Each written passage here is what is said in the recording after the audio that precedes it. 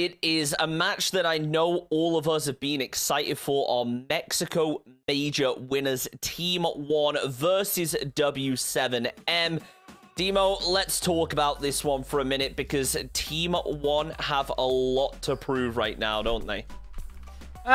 Do Team One have a lot to prove, do they? I mean, the storyline of Team One already is probably one of my favorites in Siege that we have right now, and it's something that we'll probably never see again. Yeah, going into the Mexico Major, were Team One ever considered favorites of winning the entire thing? No. If you said they were, then let me know the lottery numbers, like, because I need to know. So please tell me that, but Team One came into it, and we just thought, hey, we'll see how they do. Top 4 finish would be great from that side, a very young side, still very, very new, but they surprised all of us. First of all, should never have realistically gotten out of groups. The situations they were in, Chunks, was they had to play a game against Cyclops Gaming, and they had to win 7 rounds to 2 to then take it into a tiebreaker and then win that tiebreaker.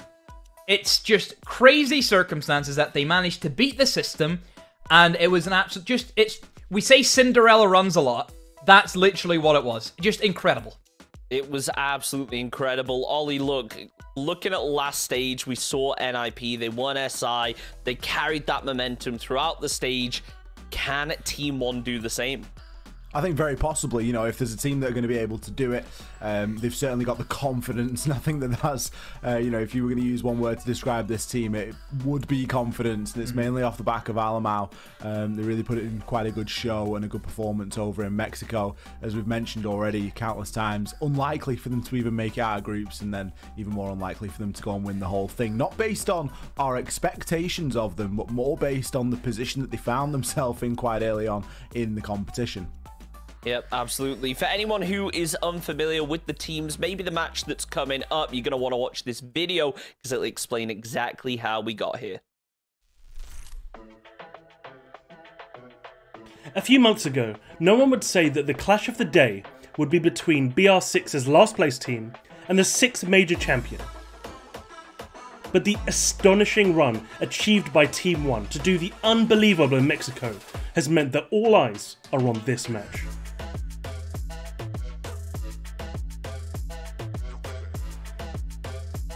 A gente foi campeão, eu vi os moleques levantando e indo levantar o troféu e eu falando, mano, isso aqui eu não tô acreditando, isso aqui não é pra mim, eu acho. Tipo, não tô botando fé ainda que isso tá acontecendo.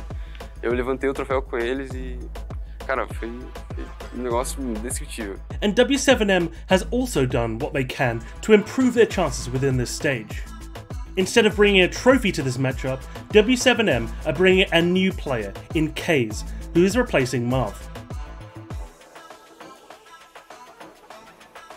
Então, mudar nunca é um fator positivo, porque se você está mudando é porque é uma necessidade. Eu não posso falar pelo primeiro split, porque eu mesmo não estava aqui na W7M, só que agora do segundo para o terceiro split realmente foi uma necessidade, a gente tem que abrir mão, a gente tem que correr atrás do prejuízo. Eu acho que é um fator negativo, mas se você correr atrás e conseguir impor ideias novas, pode acabar se tornando um fator positivo. Now it remains for W7M to put into practice the many days of training they've had. Because while they didn't get to go to Mexico, W7M has used their time well to prepare as much as they can for this stage of BR6. Vai ser um jogo difícil, porque agora eles estão mais confiantes ainda, né? Atuais campeões do mundo ali, ganharam um Major, mas a gente está se preparando bastante para dar o melhor aí para essa partida. Eles que têm o dever de surpreender a gente com line nova, e quanto mais no nosso a gente focar, mais preparado a gente vai estar. A gente deixa mais o dever deles de surpreender a gente, porque se eles não surpreenderem a gente vai ganhar. The achievements of Team One will bring the fans flocking to this matchup, but will the pressure be too much for them? Will a team that lost out by just 1 round last time reverse the score and take the victory over the world champions? We'll find out right now as Team One take on W7M. So it's definitely going to be an interesting match to watch, and I think there are 2 ways you can look at it. You can look at it as Team One have come in, they just won, they're going to, you know, carry on that momentum, but there's the other point to that, isn't there, Demo, where they may have almost been counter-stratted. All eyes are going to be on them. There are so many VODs that teams are able to review.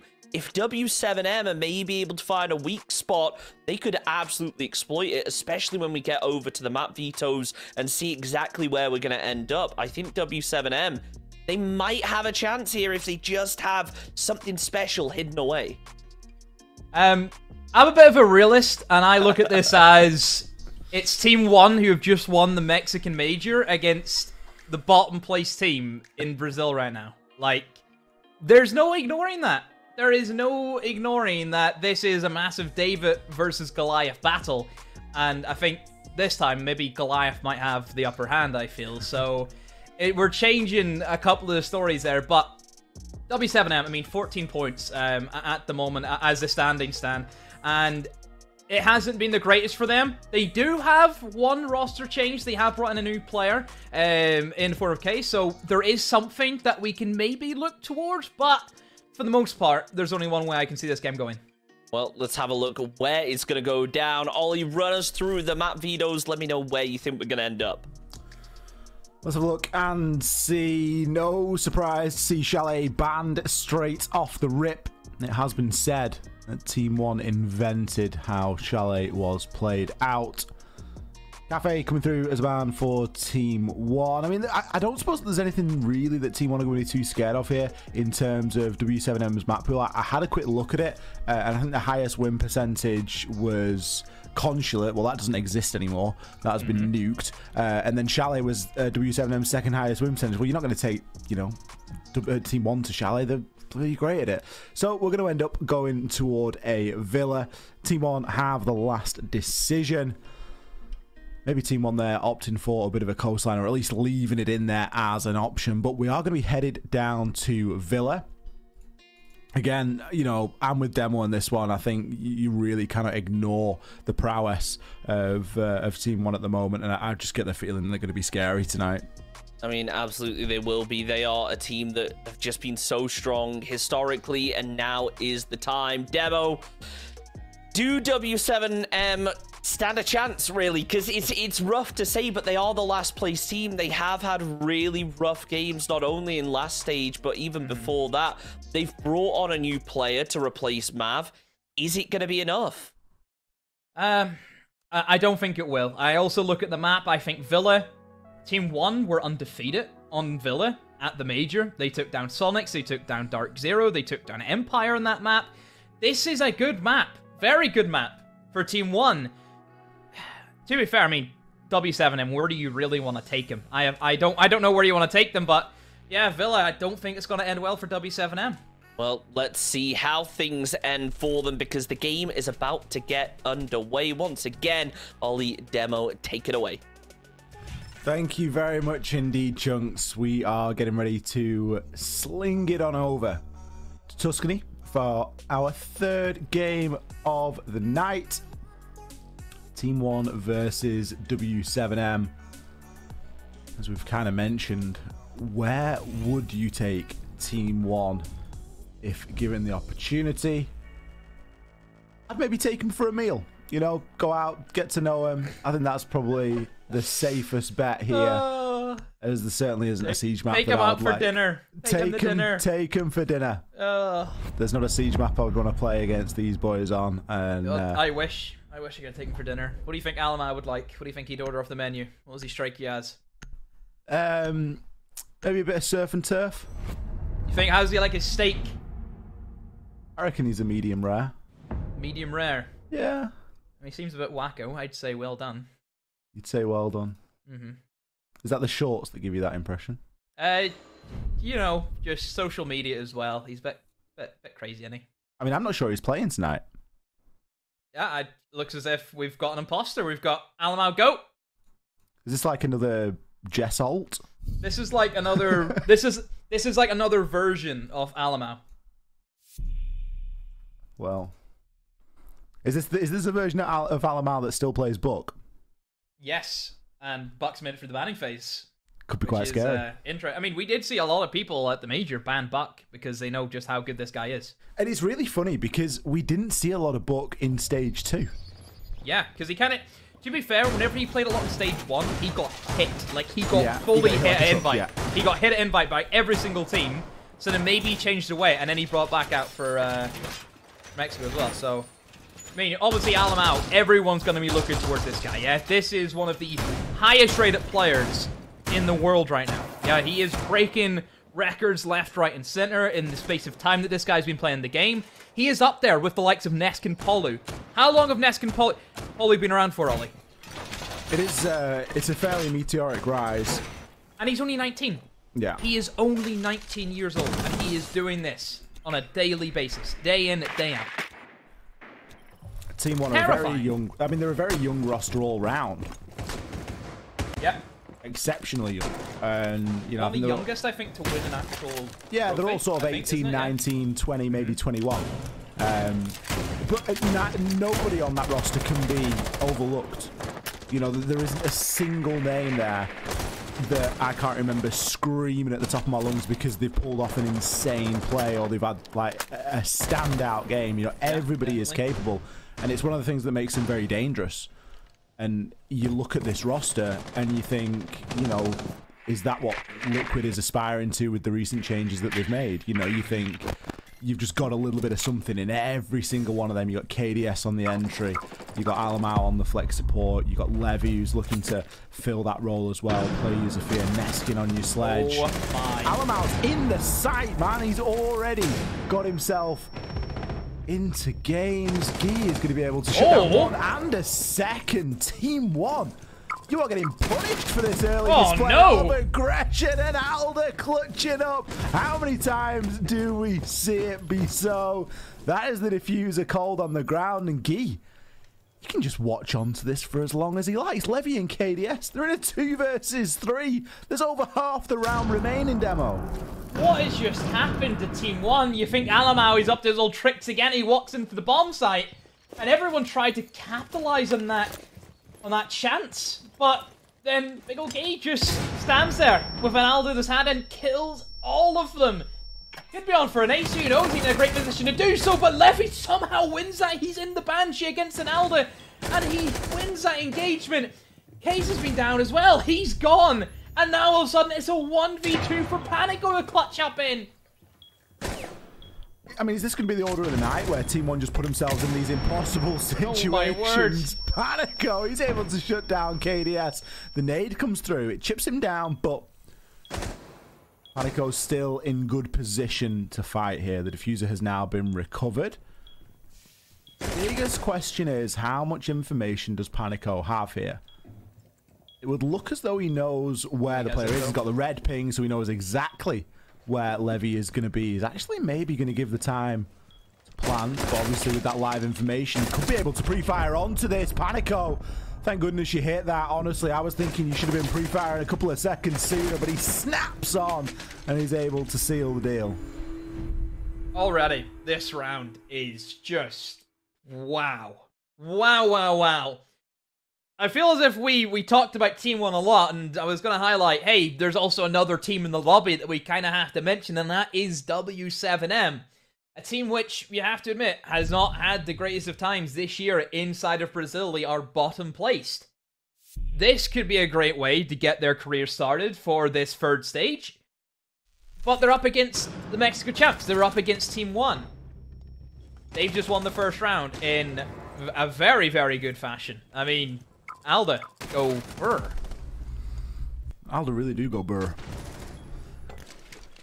I think we've got to temper ourselves. How seriously did Team One take that? I think at the point where it was 2 versus 3, I think Team One really switched on. But prior to that, it was very much just a let's just have Alamau walk his way into sight. There was very little strategy in and around that. And you know, it showed, right? It's an attacking round on Villa.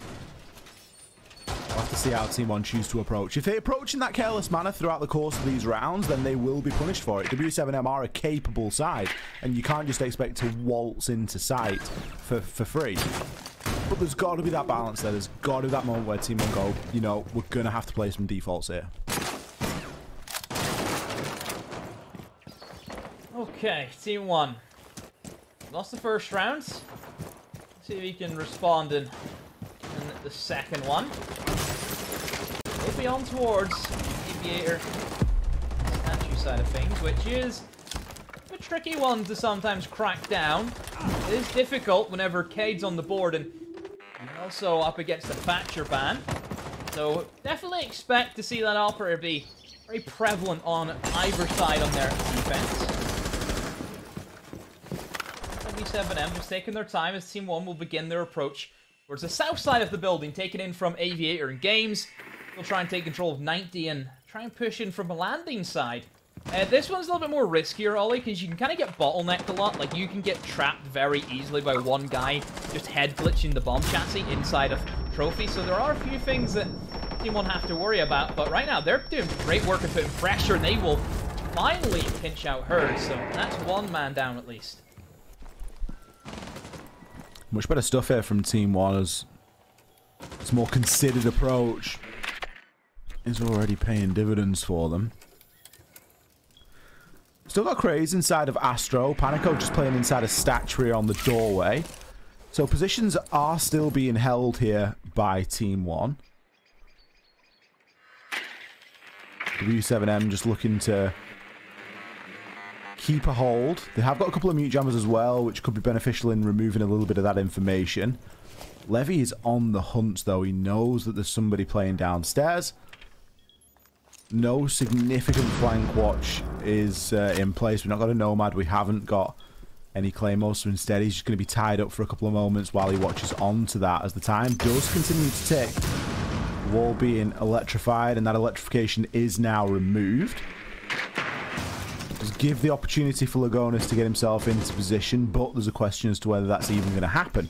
With the pressure that's now coming in on those east stairs, there's a chance that Panico is going to get himself into an engagement fairly quickly. Geese still playing underneath and looking for that hero play. Could be a trophy-sided push here as Team 1 are really faltering between one site and the next. Neither looking great here at the moment as they're looking to make this execute happen, Demo. Yeah, Trophy definitely going to be their ideal plant position, and whenever Gui has also just wasted a C4, it's not going to be a great position for them. Oh, GDN tries his best with a swing, but no cigar. It's a bit of a battle back, though. Diffuser will be stuck now. Alamau holding on to Astro as best as he can. Down to the new boy if he can win this one. And yes, he can. Now he has to go for Lagonis. A 1 versus 1. 35 seconds on the clock. Moves his way in towards Trophy. Sees the diffuser. Doesn't know where Lagonis is. See if Case sticks it now. Lagonis slowly creeping up. He's trying to bait him out. He's going to now try and stick it. Case comes off at the perfect time.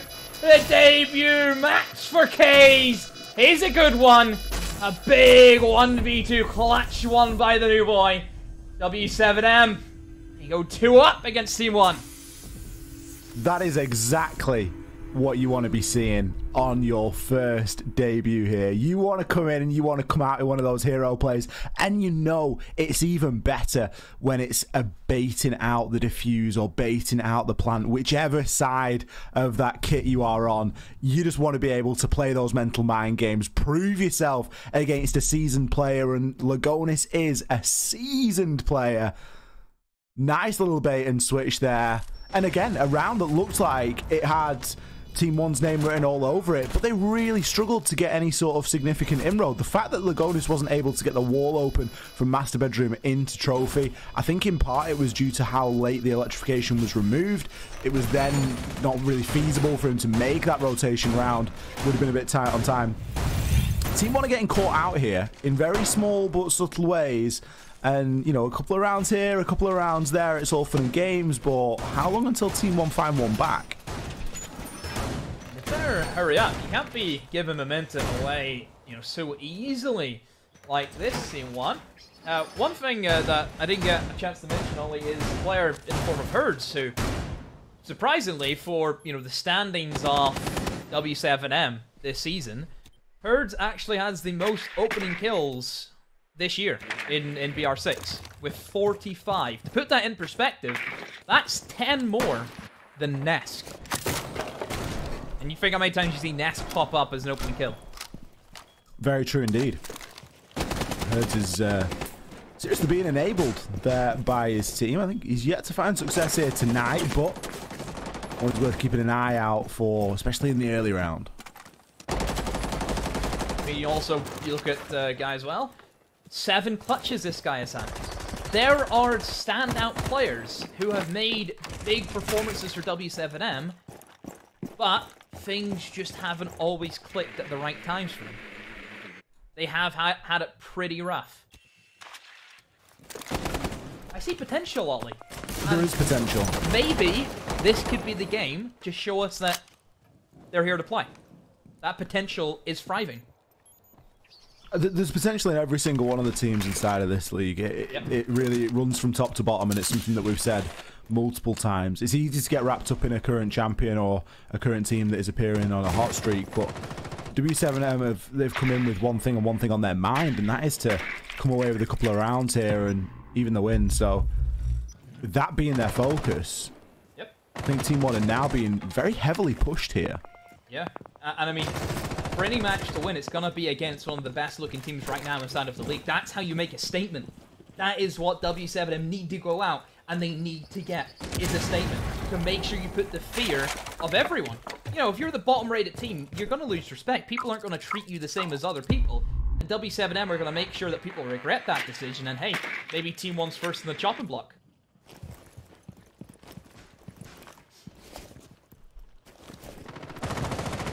Well, there's still a little bit of time left in the game, but not a great deal of time left in this round. In and around the minute mark currently. Still, Team One are yet to break that opening kill.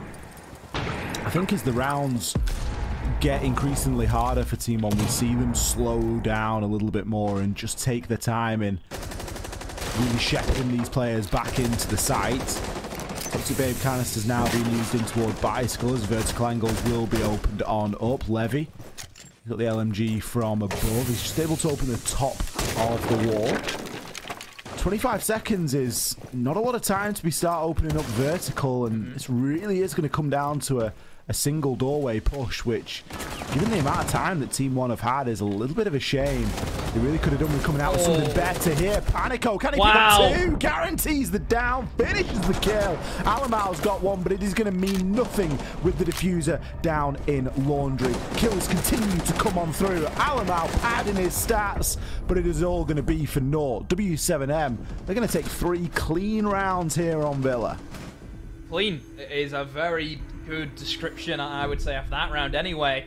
Their best looking form. The other two, you know, they're kind of relying on people clutching up at that stage, but certainly that round, everyone had a part to play, and they made it look very easy against Team One. That's a full rotation, Ollie. That is all 3 defensive 1. Who's to say they can't do that again? That's all you got to do. It's like the good old, best of 3. Oh, I don't like this, Ollie, because this shouldn't happen, but it's happening. I mean, I'm all for it. If we see an upset happen on the first day, I'm here. I'm here all day for that. Well, LATAM is known for its upsets. It would not be the first time that a team that occupies the bottom part of the league dismantles one toward the top. I can think of...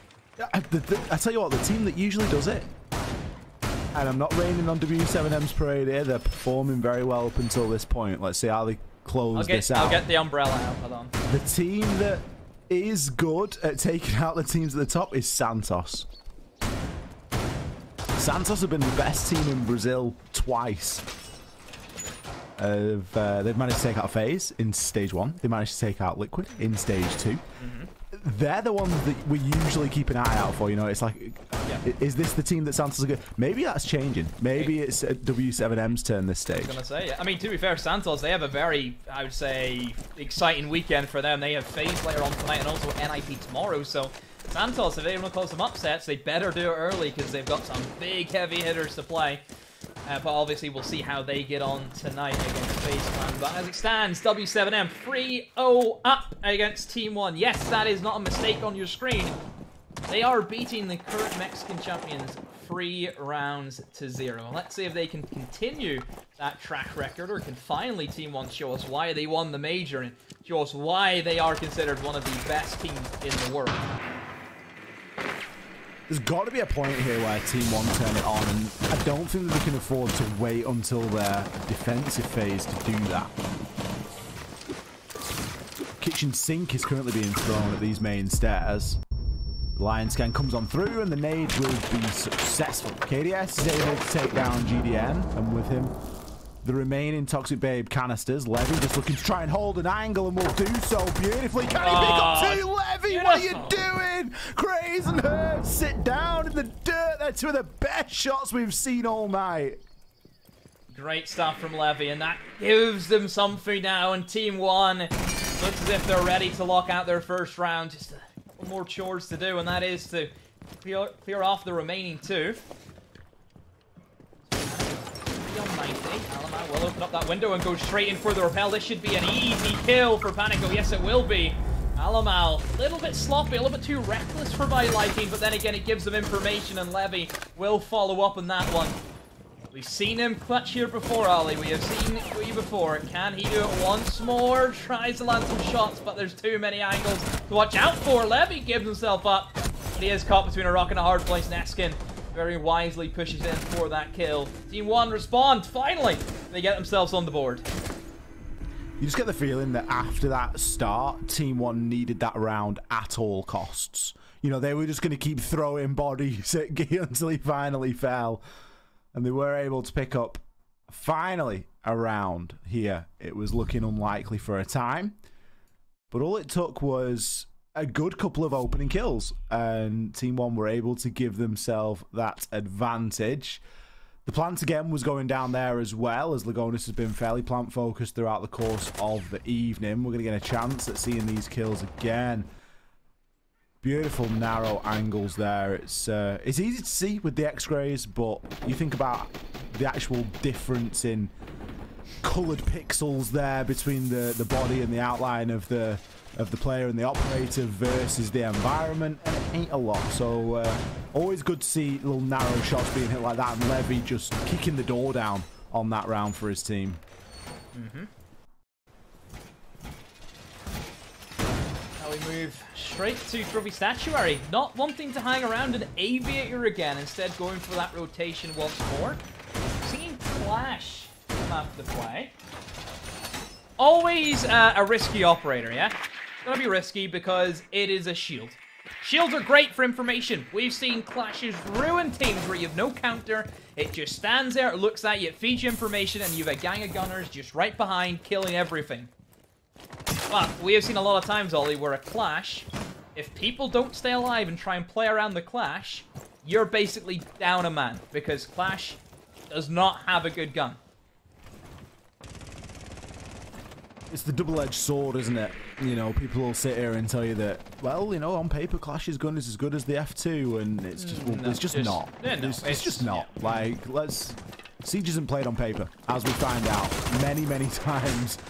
There's certainly games that are expected to go one way and end up going another. This one is no different, and I believe that analogy is no different as well. It can be a situation where you take a player out of the game, especially somebody like Panico. We've seen 4 rounds so far. He's got himself 7 kills. He's really popping off. Do you want to be putting him on a shield? Do you want to be trying to find those kills from elsewhere within the team? A lot of teams would answer no, and you'd maybe prefer Panico to have something that he can do a little bit more damage with in his hands. But we are seeing some adaptation, and we are seeing a change. Team 1 this time, hyper-focused on getting that wall open. Trying their best. Bit of denial, of course, still. You know, we're seeing the Kide, we're seeing the mute jammers scattered around, but still quick work. Team 1, that wall open. Once again, Team 1's putting a lot of pressure towards that 90, towards landing. Not trying to give W7M any breathing room whatsoever. Trying to make sure they're feeling as trapped as they can be. To be fair, Clash does kind of, I think, enable them to give a little bit more information out so they can rotate around. You could essentially move that Clash in front of the breach hole and just stand there. That lets your team rotate across if needed, lets them swing maybe. There are definitely possibilities from W7M, but as it stands Panico, I think he's more worried about someone who may be pushing in towards landing, and to be fair, he is right. There's Levy. Crazy as the C4 below Astro stairs, and it's either waiting for the hop in or waiting for the cue to call as Guy's going to find down Alamau, someone that's not really had the pop-off game we were expecting so far. Neskin, nicely cooked grenade. It is going to bounce. A little bit unfortunately there. He is able to chunk out the C4 though. It won't deal him too much damage. Panico, he is going to be lit. He sits on 1 HP, but the push comes through and Guy is holding from below. That is something that has not been dealt with sufficiently. KDS, he's going to push his way on through, but he's left in the 1 versus 3. Now, Panico, he might be on 1 health, but Herds certainly isn't. With the diffuser down, there was really only one way that round was going to go. Cold on the ground, nothing they could do.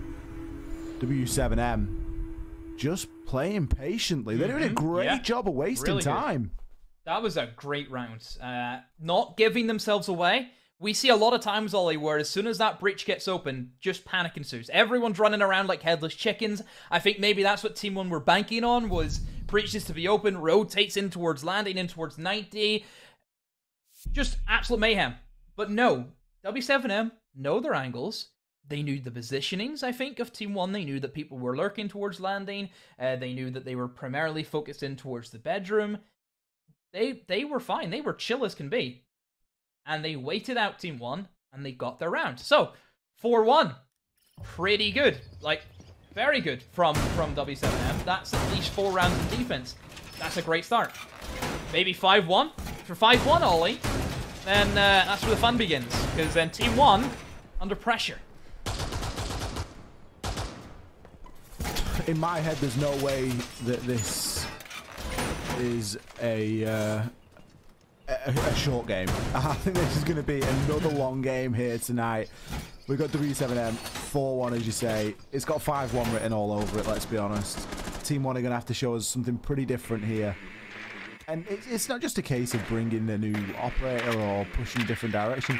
It's bringing a different mentality, bringing a different approach. You know, we've regularly seen a kind of careless Team 1 here tonight, and I don't know if it's that they weren't expecting Villa. I'm not sure what it was that was going on, but they really do seem a little bit underprepared for this. Almar already getting himself in onto that 90 window, as I imagine his team is going to look to try and push onto those main stairs as they have done previously, and successfully, we might add. Yeah.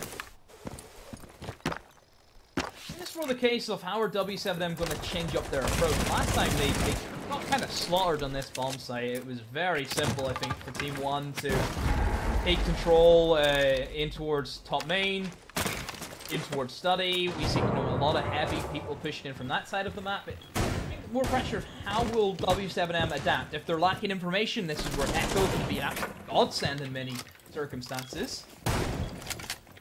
And one thing as well I've kind of noticed is Team 1 have had no intention of opening up any reinforced walls in this site. None at all. Which is probably why they're not bringing a cage. Because they know, hey, we don't need it. Yeah, the Hibana is almost just a comfort pick at this point for Lagonis. He rarely plays anything else on the attack. I think he just likes it. Hard breach ain't that needed for Villa, which I think's like very strange, but I think how the meta shifted. Yeah, it is a shame as well because there were some really nice takes that you could try and achieve, but at least inside of this round, we're unlikely to see all too much getting hard breach. Maybe the vault wall, as even then, players are already getting themselves entrenched in position. Toxic Babe canisters ticking off. Guy opens things up, takes out Neskin. Another Toxic Babe going to cut off Levy. Trying to get in through that map's doorway. In fact, he's going to get caught flat-footed. Crazy. He's going to take him out with the C4 from below, and KDS now looks to join in. All the while, the diffuser is in the hands of Lagonis. It's not even like Alamau and Co are looking to get in behind that vault door and plant. They're just looking to get in and try and gain some kills here. Herds, he's in a great position to do something, and do something he will. Finds one onto Lagonis. GDN comes in with one. Gia second. What a defensive split here from W7M, dismantling Team 1 on Villa. We could be in for a wild ride here, Demo. Oh, I'm ready for it. I'm strapped in. I'm here all night, Ollie, and I'm living for this match right now. Team 1. A horrible half for them. 5-1. to W7M. That last round, Ollie, fast and aggressive was definitely the go-to order for Team 1 in that round. But what they weren't ready for was the smoke plus echo combination. It killed all momentum. Everything they tried to go for was trying to hit them fast and hard as much as they could. But that utility placement was great from W7M. So, 5-1 is how it stands. Team 1 not showing up today. Neskin 1-5, Lagona's 1-5. Yeah, we'll see how they go from here. Now they have defense, which I'm sure is probably more favorite for them. But still, it's a big mountain to climb. It is, you know, and you can talk about how Villa is a defender-sided map all you like, but ultimately, they've got a lot of rounds in a row to pick up here before W7M get an opportunity at converting onto a match point. You know, 1 round away from a match point, 2 rounds away from closing out the game. When you're playing with that in the back of your mind and knowing that, you know, the quicker you get this one over, the more likely you are to come out with the win, you're going to play a little bit differently. You're going to focus in. You're going to be making sure that you're not making any of those little small micro mistakes that maybe just slip you by if you're already down a load or, you know, you're not really feeling yourself that day. This has been a fantastic start here for W7M. It's really going to be about how they hit these attacking rounds, and if they're able to bring that same level of confidence, something they've done up to this point is use their utility very well indeed. Now, I imagine we're going to see similar here on the attack. Neskin playing very aggressively here. Does he know that Craze is there? Clearly, yes. Nobody in position to trade. Excuse me, what a push this is. Herds, he's going to be able to take down KDS, so at least it is going to go 1-for-1. Herds knows that he's got the down and he doesn't look to try and convert too soon. Instead, takes his time to peek the doorway and only takes the shot when he knows it's clear. Alright, trade. Jaeger gone, Buck gone. Suppose maybe Buck would have a little bit more impact than I suppose the Jaeger would, but still not a bad spot for W7M to be in. They still have their Maverick, which I think is the most important operator that they needed to keep alive, especially whenever they're trying to take in towards Statue, towards Trophy, and eventually in towards 90. That 90 wall is going to have the Kite on it, which, like I mentioned before, Kite with the Thatcher ban, very, very tricky to deal with. Thatcher Maverick comes in very handy. So there is a little bit of pressure, I would say, on Herds' shoulders to make sure that wall gets open.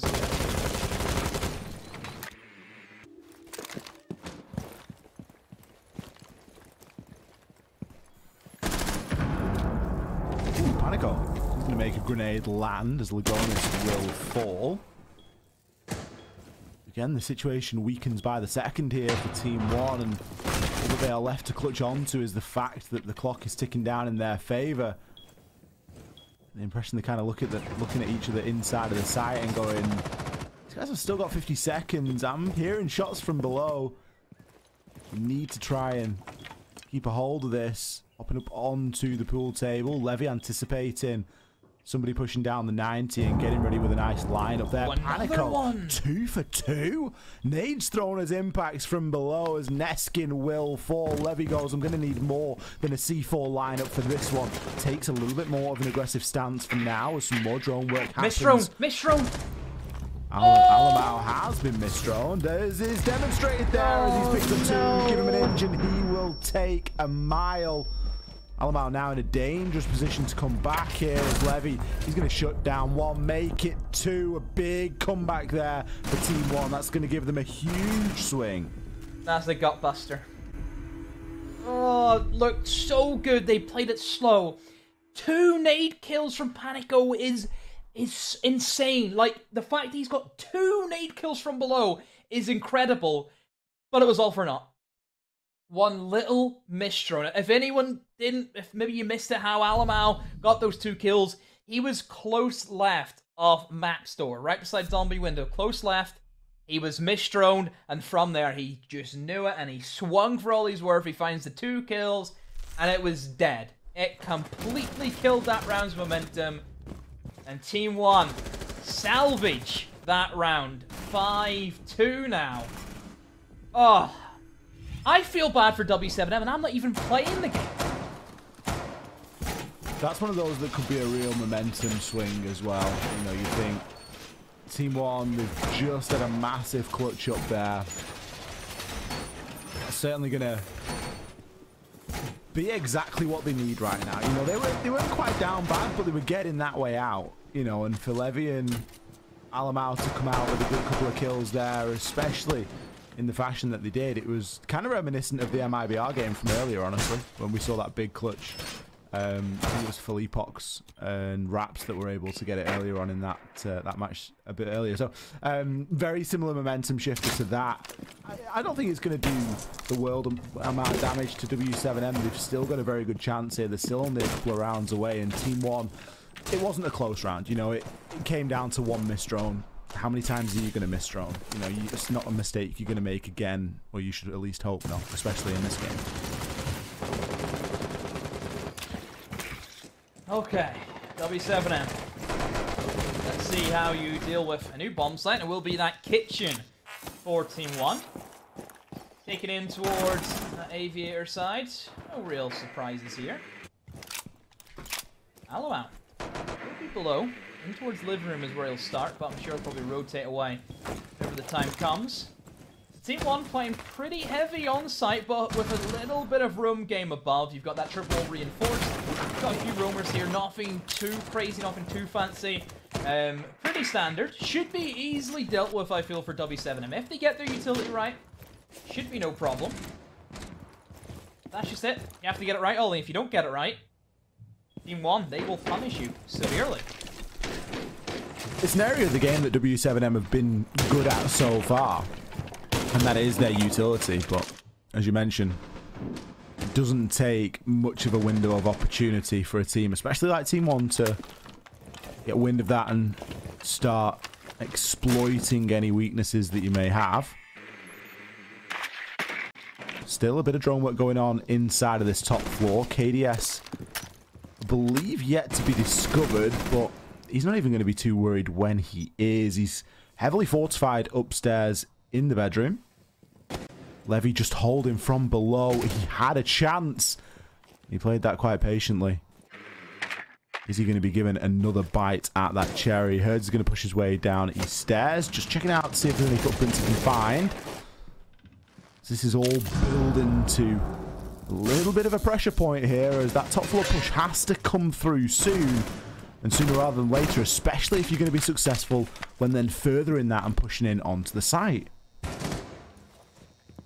Asking, is he looking for the drop? Yes, he is. He will now rotate into position on the pantry stairs. And oh, that will be a down. And the finish off from Alamau. That's diffuser called inside the living room. Should be picked up pretty easily. Here comes Herds hunting for that Mozzie. And Nade gets swung in, and they're hunting for Neskin. They're hunting for everyone who may be lurking below.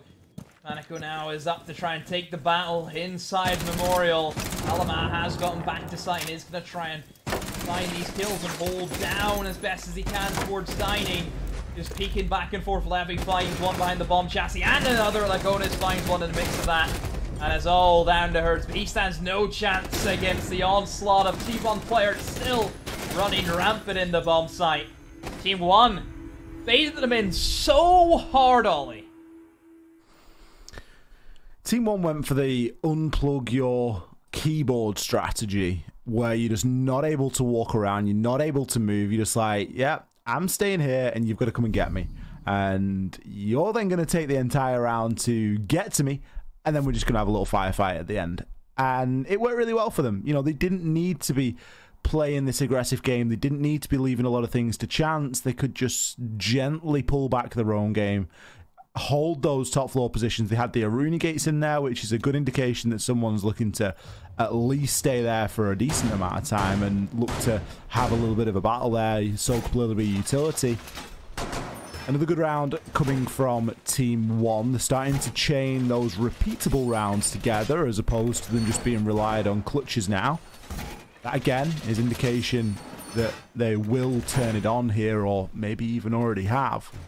And things could get a little bit tricky for W7M. Still a reasonable lead, but as the rounds trickle by, this is going to level up before they know it. Moving in now to round number 9. W7M have let 2 rounds slip through their fingers and come back that 4v2, that Mistron and the Alamau. Will that come back to haunt them in the near future? Will that be the big deciding moment in this game? Time will tell. Move in now to that trophy and statuary. For Team 1, haven't seen them here as of yet inside of this matchup. Neskin, it's on the Capcan. I feel as if Capcan's an operator where if things aren't going well for you, you just hop on it. It's got a great gun. Yeah, great gun, I think. That's a bit of a reach. Oh, you're not happy with the great gun comment? I don't think the 9X is that good. I think the 9X is great. I think it's okay. Capcan's a good assist getter as well. Yeah. Build that confidence back You're guaranteed that. It's chipping down, slowly but surely, and especially with the way that we're seeing W7M play, there's a chance that they're going to come into contact with one. Crazy. Straight in. Takes down Levy. He's actually going to re-peak that as well. Gets his drone out onto 90. It's going to give them a little bit more info. If that's a quick take of AVG, that's very valuable to have here for W7M. Oh, Neskin takes a bit of damage, tries to respond with some more as well. W7M are enough to let them do so. Try and move below. You can see the rotation from the Capcan has went all the way down to the basement. That could be a player to come in and fight them in the behind whoever it gets to the later stages. Keep in mind, Capcan also is a C4. You can still try and deny anything that you want from below, and one thing W7M have to be aware of is that destructibility. Villa, very destructible. A lot of areas of the map can be exploded from below. Team 1, they know where the push is coming from. They know it's going to be coming in thick and fast from that south side. In through the trophy door, in through the statue door. So they have that full bedroom that they can rotate around in and try and find some angles that maybe, just maybe, W7M are not ready for. Alamau just looking for an opportunity there. W7M are going to need a beachhead here to get themselves through. They've got a lot of close quarters fights around the corner. Craze, how do you do it? Lagonas, he fluffs it with the shotgun. Craze, he backs away, dodges out of the C4. Eventually is taken down by Neskin, but there comes the instant trade. This could be match point opportunity here for W7M. What a challenge from Herds. Shuts down Alamau, locks in that match point. W7M have guaranteed a point, they have guaranteed an overtime, and they now have opportunity to take this game from Team 1. It is there for them. K's massive kill, has to be said, Ollie. Deciding round kill. How does he get it? Was it timing? Was it the smoke? Tried to go for the toxic bait, but it's just that one moment as he went for it, he swings. Yeah. It's one of those. It's literally just one of those. I'm sure it's happened to everyone. How many times, Ollie, have you been sat holding an angle, and as soon as you do something else, the guy swings? How many times? Yeah, I mean, you're either switching from the shotgun to the SMG because you need to challenge something else, or you're thinking about throwing a toxic babe, and then you're trying to put it back, and you're trying to get, yeah, nightmare. Just you on ADS for just one moment, and all of a sudden it's, yeah. All credit as well, I think Herds, great swings, knowing just the right place, right time, holding down the flanks. There has been a great shift being done by W7M. The only person maybe who hasn't shown up is maybe GDN, but then again, playing the Habana, getting the diffuser down, that's kind of his role. Everyone else, though, stepping up big time. Now you have to look over at Team 1. Neskin, I expected more from this guy. This guy was the sole reason, Ollie, why they were able to beat Cyclops. He was the sole man who carried them in that game, which obviously then went on to become a major win. It's because of that man. Where is he today? Yeah, there's questions to be asked across the leaderboard on both sides. I think the consistency really starting to come out here. Alamau getting cheeky with it. Craze isn't too phased. He takes a couple of shots there, but he's not going to lose too much. Alamau certainly demonstrating his frustration there and maybe wanting to give his team a nice early advantage inside of this round. We've already mentioned could be the last here tonight between these two. A scoreline of 3-7 would Not be the way that many people envisioned Team 1's Stage 3 kicking off with, but that is the reality that we are faced with, and we're left with 2 minutes and 15 seconds to decide if that is going to be the case in this round. I think Alamo at this stage, you can see, you know, go for the spawn peak. He's looking to get a little bit more aggressive. He knows that he needs to try and do something and get some kills wherever it is. Swing. Look at him. I mean, he has a shield, but he's out hunting for the kills, and he gets punished for it, though. I can understand where Alamo's coming from, but is match point the best time to be doing so? Maybe not. Maybe he should have just hid in the bathtub and waited for a good moment. How many times have you seen that work? You want to play rap mode? There's plenty of options. Take a book at Nathan's page, or take a book out of Nathan's page. Take a page out of Nathan's book. Go for that if you need to. I mean, the hiding in the bathtub is a UK special, but It is indeed. you know, the spawn peak, not quite a LATAM special, but it's something we see kind of regular. But I mean, Alamo just had ants in his pants this entire round. He couldn't keep still. It's no wonder that he was eventually taken out there. It was just a matter of time, as he really was moving quite a great deal. Toxic Babe canisters being used to deny the bottom of main stairs. I mean, that's when you know you're down bad, when you're using Toxic Babes for that and you're trying to keep people away from the vertical because you know that there's still the book alive. There's still the chance of somebody getting in and causing a bit of a nuisance. Erd's now looking to make his approach as well, but he will be taken down. Levy, great initiative. Had the heads up, has pre-placed the C4, but it will not be successful. It levels things out. 1 kill apiece. There's still a hard breach available. Craze. What an entry this guy is making. 2 kills in a round that it means so much. Levy, you got no business finding that one. KDS as well. Levy on for a triple. The retake is in full swing. And just like that, Team 1 hang on in there. Tag team from KDS. And Levy annihilates everything W7M were trying to go for. Individual moments like that are so big in games whenever you're up against the wall. Team 1 staying alive for the meantime, but still, 2 more is what's needed. 1 slip up from Team 1. W7M, they take the map.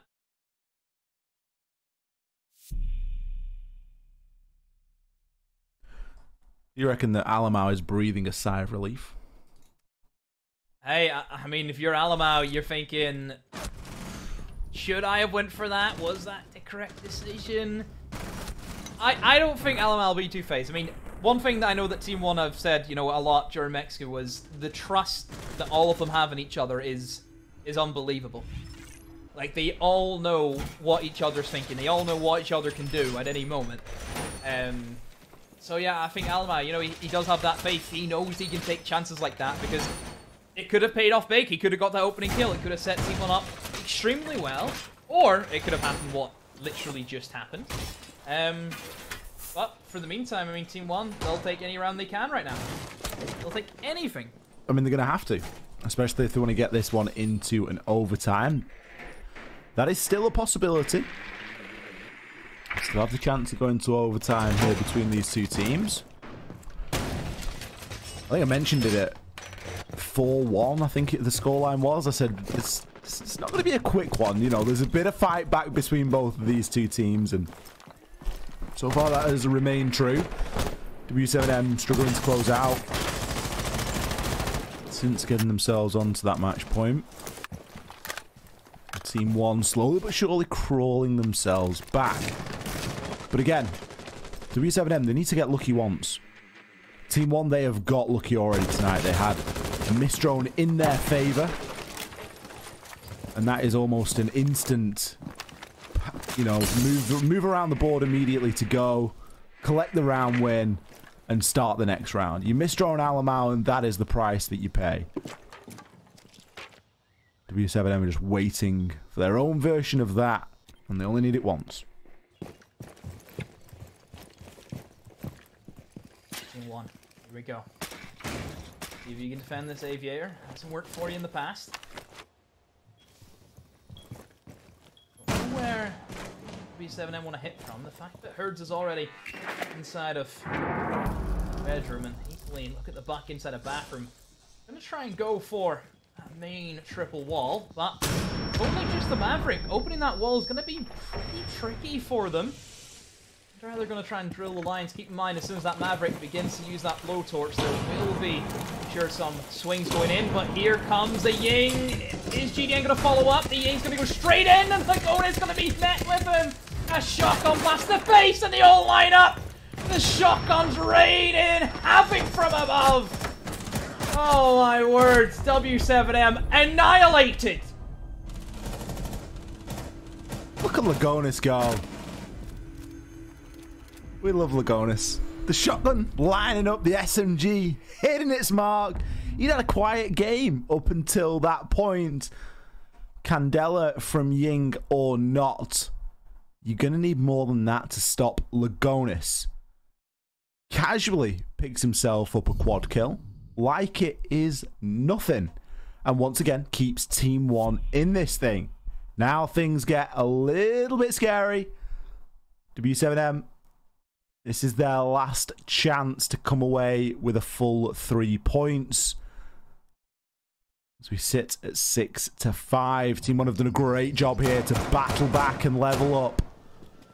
Previously, when we saw this site, we really didn't see them get too close. So, a lot of work that has to go in the early round here. And W7M need to try and get that work done early, because as these rounds have dragged on and on, W7M have lost a track of where these players are. You don't need to lose track of many, just one or maybe two, and all of a sudden you are getting severely punished for it. Okay, here we go. Team 1. Make this overtime comeback happen, W7M. You get 1 round. That's all you need, 1 round. And you'll beat Team 1 in the opening game of the season. It'll be the kitchen. Last time it was a kitchen defense for Team 1. They made quick work of W7M, almost just waiting, standing still, and letting W7M just run into the angles being held by Team 1. So I wonder what W7M are going to do differently. I would like them to kind of hit the upstairs a little bit faster, because I feel as if they didn't take that as clean as what they probably could have. They were pretty slow. They were more focused on trying to gain control of the living room side, in towards the library and in towards piano. Whereas I think if you go above and then you have all this soft destruction, you're bringing the buck, you're bringing the sledge, why not utilize it? Minute spent so far. W7M are still yet to make significant inroads. We've got Herds. He's pressured in. Crazy, the player I'm interested in watching. What a debut that guy's had. Currently top fragging for W7M. And 10-8 on the book. So a good team effort from everybody. Panico, Herds, and Guy all 1 kill apart. So really nobody standing out head and shoulders above the rest. Just nice to see another rookie coming in and having a big first game. Levy going to be just keeping his eye. The vertical pressure should be coming through anytime now, but I think there's still a top floor left to clear here, and there's a big question as to whether that job is actually going to get done. W7M are kind of pushing flat in through the library. We've got Craze waiting. He's got the skeleton key in hand. He's going to try and burn himself a couple of angles to work with. KDS feeling the pinch eventually will go for the drop, but Team 1 can afford to drop off at this point. The hard work is done, and especially if you're going to take one with you, and especially if it is going to be the book. There's a big part of the puzzle when it comes to soft destruction. Now Herds has so much left to do. KDS, he stayed inside of the bathroom. He was not dropping himself off. He's going to find one onto Guy. Neskin picks up one onto Panico, and Demo, this looks like OT.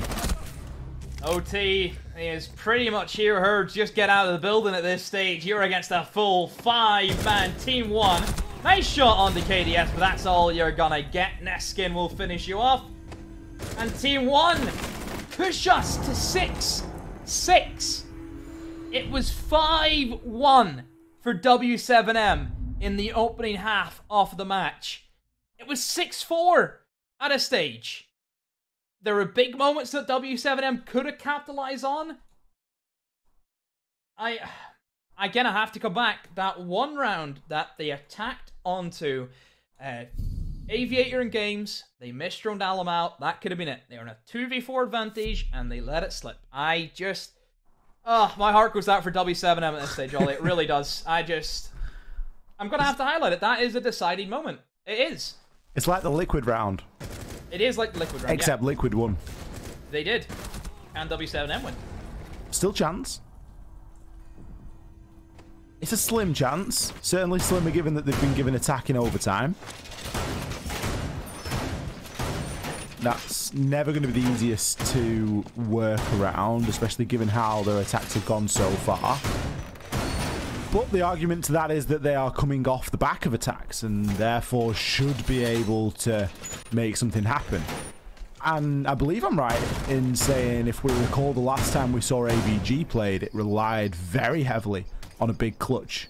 And Levy was a part of that. Yeah. Levy and KDS, in fact. So this is all sort of pointing toward a winnable round for W7M. But they've got to come out and they've got to play some clean siege, like the siege we saw in the first half of the game. I think the fact that also that W7M, they're on the attack, it's not going to bode well for them. I mean, Team 1 have looked a lot scarier in these past couple of defense rounds, and now they still get to carry on that momentum where they know they have that defense. It's almost like what we seen in Liquid NIP earlier, where it came right down to the wire, and ultimately you could say it was won because one side got the better start. And of course that was Liquid. They had the attack over the defense.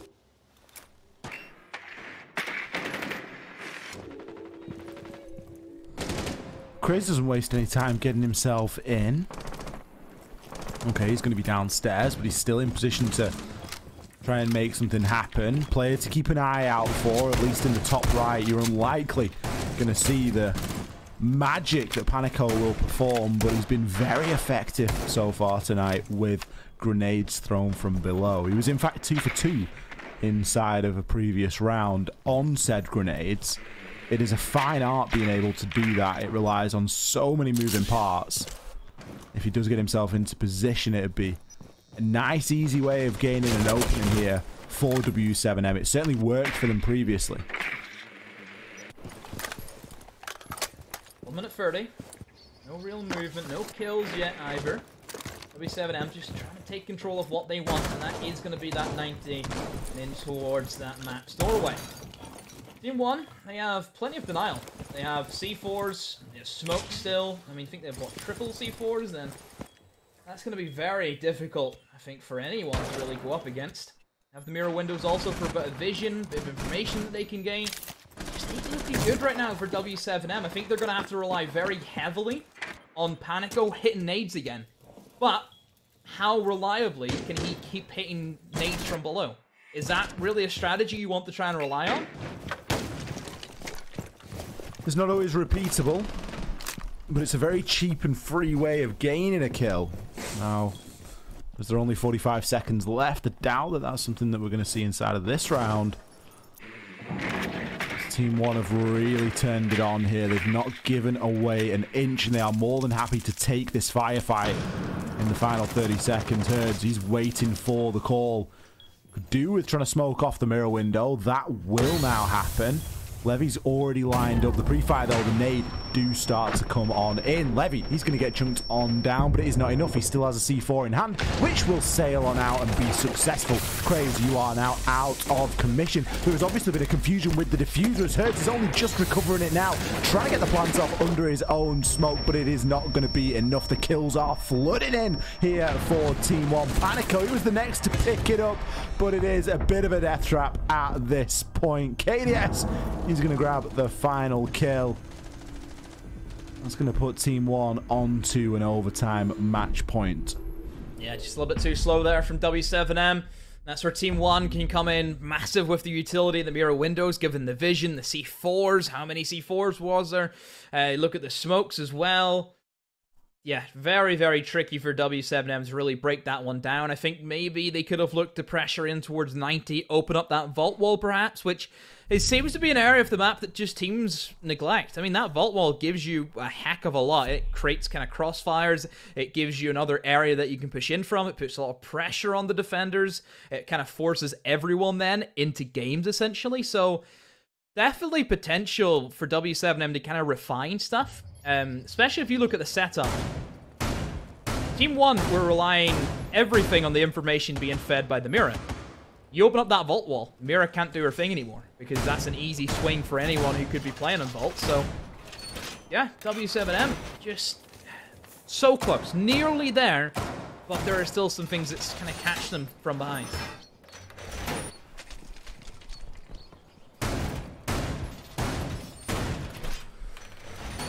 Team 1 proving that they're a very capable side here tonight. They've not made this easy for themselves at all. They've given themselves one of the harder challenges that they could have done. They've let a team get momentum on them. They've let a team get a lot of rounds on them. And still, we sit now at an overtime match point. Now, whilst that's great and good, still an overtime, not ideal. We're going to be trying to come away with a full 3 points here out of these games. And well, both teams now trying to salvage the remains of this one.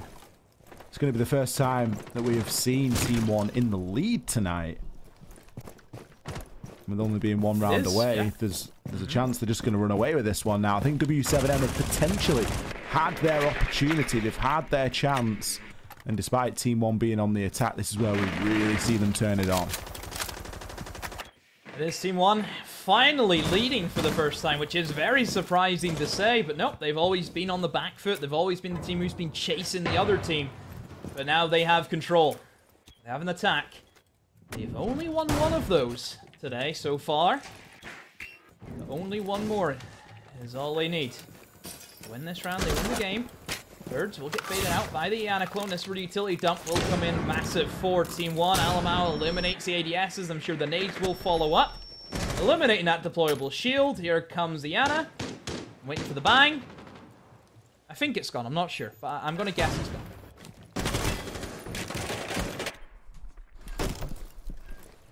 Still a slow approach here as Team 1 don't want to take any chances. Plenty of drones left as well. They've got enough to be gathering that information with, given that they've got KDS on the oNe as well. Information really oughtn't be a problem here. Panico may be an unknown as he's over inside a master.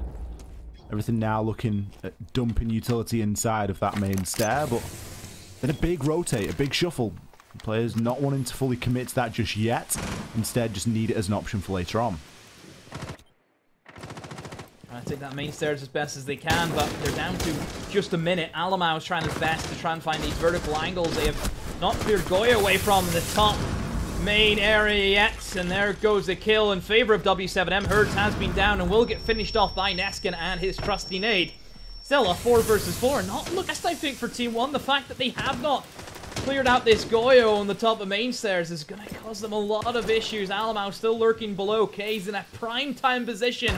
All he has to do is win this engagement against the Habana, but even Habana isn't biting at the chance to push in towards Study. Panico, he's in a great position. Nobody knows that he's here. Levy's going to jump in straight to his death. GDN finds Lagones, and it's all tumbling down for Team 1. Alamau finally makes a rotate up towards red stairs, but it is in vain. W7M win another defense, and they push us to maximum overtime. Another maximum overtime here tonight. Playday 1 of stage 3. Would we have it any other way? Team 1 there.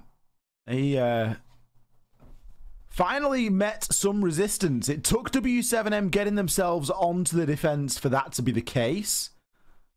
I highlighted Panico as a player that was a bit of an unknown entity, and that proved true. Despite how many drones were available for Team 1, they'd still just not got enough time to be in a position to use them effectively enough.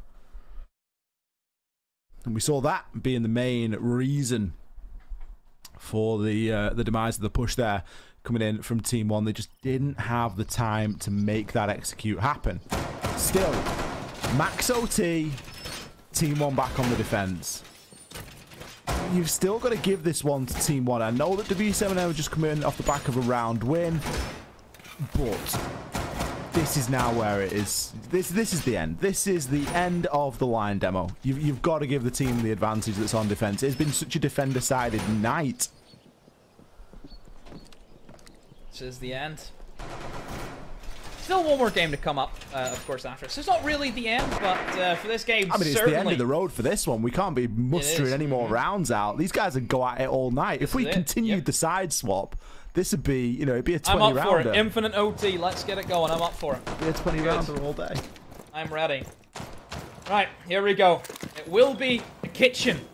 This has worked very well for Team One in the past. They have played their own game extremely well. They've hit W7M where it hurts. W7M, I feel as if they went very one-directional. Push in towards Memo, taking in towards Library and Living Room a lot. Have really just completely sacked off any upstairs control at all. They have not wanted to go above. They've not wanted to use the vertical destruction. They're just coming from this one side of the map.